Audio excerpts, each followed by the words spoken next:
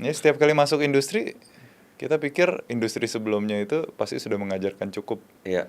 untuk bisa masuk ke industri yang baru. Ternyata enggak tuh. Semua industri berbeda. Oke. Know-how-nya berbeda. Jadi begitu masuk ke dining, ngulang lagi, bego lagi. Wow. Ngulang lagi. Bener-bener learning by doing ya? Iya, itu cara yang salah, tidak efisien. Oke. Nanti kita pengen tanya dong cara yang benar seperti apa Of course. setelah after years ya. Iya. Jalanin ini dari 2011 sampai Mm-mm. sekarang. Iya. Yang menurut Bro Ricky satu bisnis yang akhirnya lu buka ada frameworknya, yang ini yang bener yang mana? Ya, my latest venture semuanya udah benar. Oke. Iya, tapi ya benernya bukan karena gua ketemu jalan yang benar, bukan gini maksudnya. Jalan yang benar dulu deh. Kita Oke. ngomong jalan yang benar dulu deh. Jalan yang benar ya lu cari mentor. Cari mentor. Lu cari mentor. Cari mentor, lu ikut mentor lu. Itu udah shortcut yang itu kayak hidup tapi pakai Google Maps. Oke. Itu nggak ada wrong turn itu. Oke. Gue tuh dari dulu nggak punya mentor karena orangnya terlalu gengsi. Hmm. Jadi gue memintarkan diri sampai gue yang jadi mentor. Oke. Nah sekarang banyak orang datang ke gue jadi mentor. Oke. Ya mereka nggak mengalami apa yang gue alami lah. Ya. Mereka nggak harus buang sekian tahun. Oke. Buat temen-temen yang Ya. mungkin lagi jalanin bisnis awal-awal mungkin. Ya apapun itu. Apapun itu. Mhm. 2 pertanyaan. Gimana caranya cari mentor? Kedua, apa yang dilihat? Apa yang dilihat dari si mentor itu? Ya. Ya. Ya beberapa anak perusahaan kita, contohnya tadi ada Party at the South, Ya. itu Pets. Itu ya mereka datang ke gue ketika mereka benar-benar negatif, minus. Oke. Bukan masih kecil, bukan minus. Ya. Tapi at the time gue melihat karakternya bagus, hungernya luar biasa untuk sukses, tapi karakternya bagus, itu yang paling penting sih. Oke. Karakternya bagus, gue tahu ini kalau gue bantu gue nggak digigit nih suatu hari gitu. Gitu. Jadi ya udah, kalau gue cocok sama orangnya, wataknya, ya udah, gue gedein, tapi gue dapat sahamnya di situ ya. Gitu. Oke. Finance-nya semua kita supply, know-how-nya kita supply, kontaknya, network-nya semua kita supply. Tapi wajahnya mereka, Oke. kayak tangannya, capeknya, mikirnya mereka. Tapi semua channel yang kita udah kumpulin over the years, kita buka semua aksesnya menjadi infrastruktur yang mereka bisa pakai. Oke. Orang bikin perusahaan masih harus berurusan dengan pajak, masih berurusan dengan instansi-instansi pemerintahan, masih ini itu semuanya beres. Wow, oke. Semuanya beres. Pokoknya lu pinternya di mana? Gue pinternya gue menguasai komunitas, gue pinter di marketing, udah lu fokus itu aja. Sisanya gue yang beresin. Financing lu nggak usah pusing, semua pembangunan lu nggak usah pusing, semuanya gue yang beresin. Lu fokus ke itu aja. Oke. Berarti maksudnya kan nggak semua orang mau jadi mentor ya.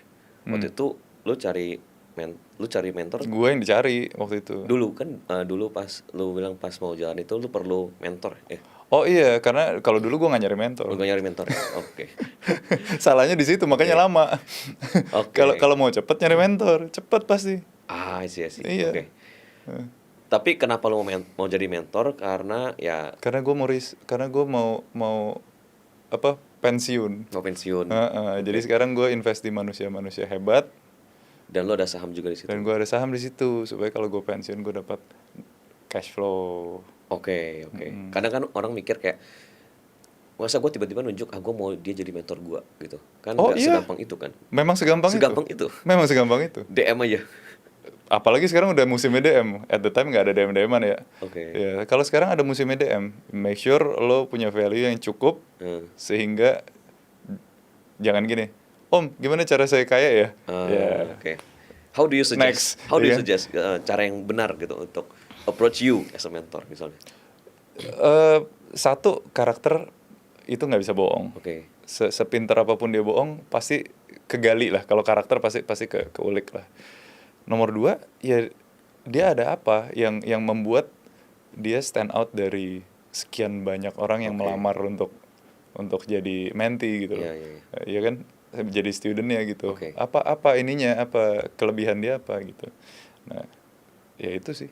Oke, wordingnya juga sopan lah ya pas Ya itu DM ya, jelas, kayak, jelas.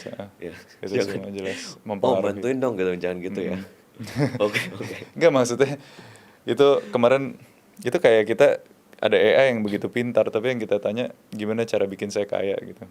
Jadi juga bingung jawab ya, banyak ya. Ada 1000 steps mungkin masih lebih gitu kan. Iya, iya, iya. Iya. Mungkin pertanyaannya harus benar kali yang ditanya. Betul, betul. Oke, let's talk about the framework deh. Kalau mungkin ini bisa ngebantu teman-teman yang nonton juga. Kalau dari perspektifnya Bro Ricky, framework yang benar apa sih untuk start a business lah?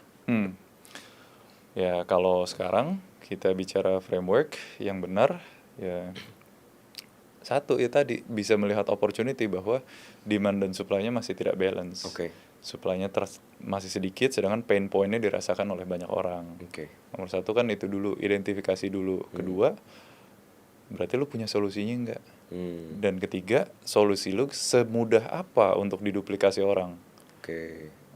Kalau mudah, misalkan kita bicara soal apa anti hangover, itu mudah sekali. Oke. Hari ini lu laku, besok udah ada yang bikin itu.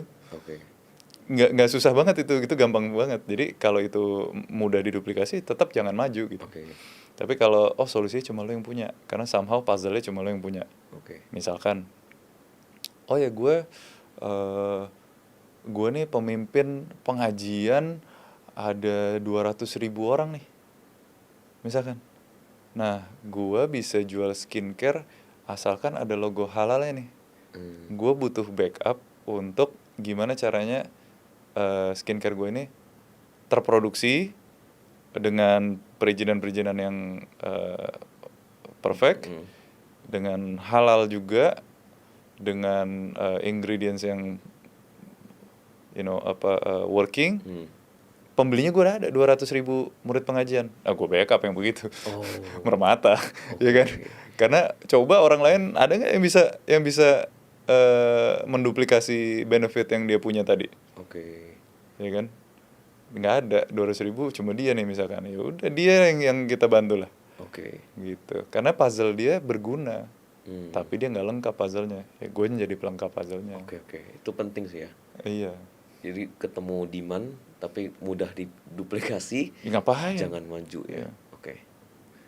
Kayak siapa waktu itu, saya punya bakso gitu.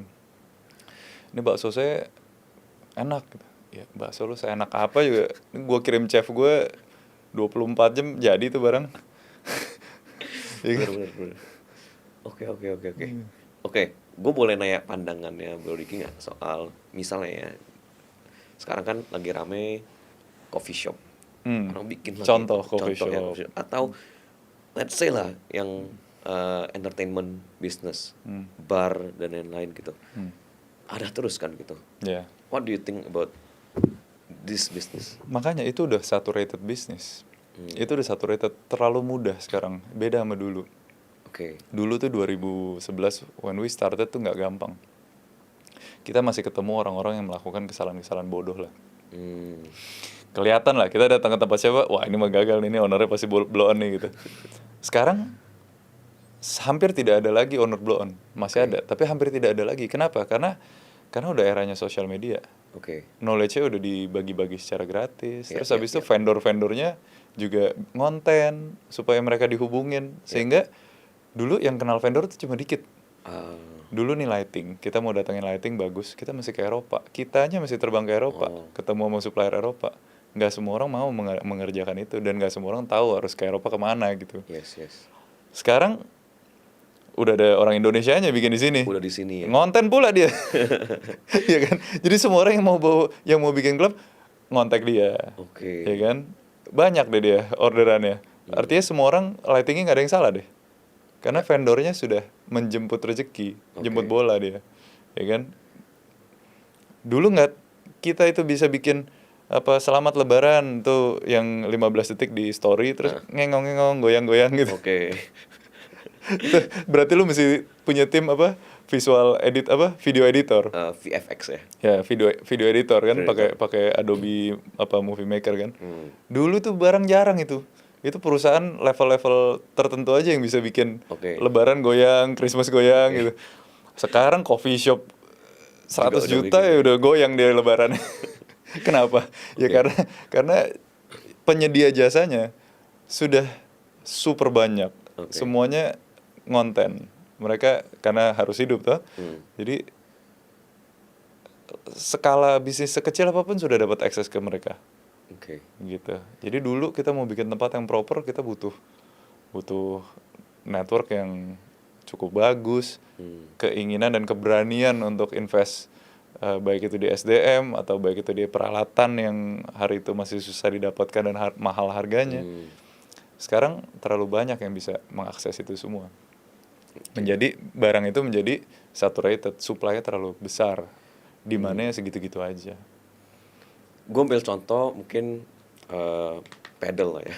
Contoh lagi ya. Terlalu mudah kan untuk bikin pedal. Tapi teman-teman yang bikin buka-buka terus ini profitable juga gitu. Ya sekarang profitable, ya bisa bertahan tidak gitu. Oke. Ketika orang nutup lahannya gitu, entah nggak tahu beli, entah sewa ya. Ya. Dia sewa misalkan 10 tahun, nggak tahu dia bayar di muka berapa, 5 tahun gitu ya. Ya. Kalau bisnisnya ternyata trennya saturated, bukannya trennya menjadi tidak tren ya. Ya. Menurut gue untuk bikin pedal menjadi tidak tren gitu, itu maksud gue itu tidak mudah untuk bikin. Tapi supply-nya sudah tidak lagi timpang. Oke. Karena dulu nih kalau gue mau pedal gue mesti nyetir dari pick 2 misalkan 10 kilo. Iya. Mendadak di pick 2 1 kilo sudah ada loh. Oke. Berarti outlet yang tadinya 10 kilo lo datengin, berarti kan dia udah kekurangan lo sebagai pelanggan. Dan kekurangan sekian banyak orang Jadi bisnis yang tadinya dicari karena dia adalah salah satu suppliernya saja, sekarang hanya dipilih karena secara regional dia paling dekat. Hanya secara distance saja paling dekat gitu. Oke. Jadi orang nyarinya sudah bukan pedal something ya, bukan brandnya, tapi pedal near me. Near me ya. Near me sudah nyari, yang paling deket. Oke. Lu mau main pedal nih. Jadi bukan pedalnya yang tidak tren lagi, tapi lu nyari udah near me. Oke. Jadi sudah bisnis, sudah komoditas. Oke, oversupply juga. Sudah oversupply. Oke. Gitu. Impact-nya ke perang harga mungkin ya nantinya ya. Ya kalau sudah demand-nya dirasa, ya pizza dibaginya tadinya bagi 8 orang, sekarang dibagi 28 gitu kan. Otomatis sudah harus jual murah ya. Misalnya ada yang datengin DM Bro Diki yuk kita invest pedal yuk. Enggak ya? Enggak sih. Enggak ya. Karena terlalu gampang diduplikasi dan Terlalu mudah untuk diduplikasi bisnis itu. Ya. Oke, very good insight sih ya.